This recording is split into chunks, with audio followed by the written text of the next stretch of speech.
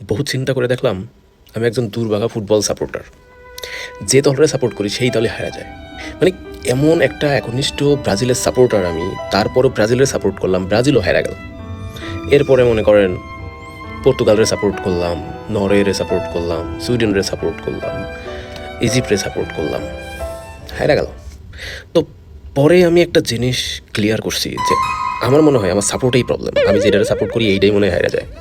তো এই সমস্ত নিয়ে একজন ব্রাজিলের একনিষ্ঠ সাপোর্টার হয়ে দলের প্রতি ভালোবাসা থেকে একটা সিদ্ধান্ত নিয়ে ফেলছি। সিদ্ধান্তটা হইতেছে কি, এবার ফাইনালে আর্জেন্টিনারে সাপোর্ট করব। जश्न का इंतजाम करो, जश्न हो।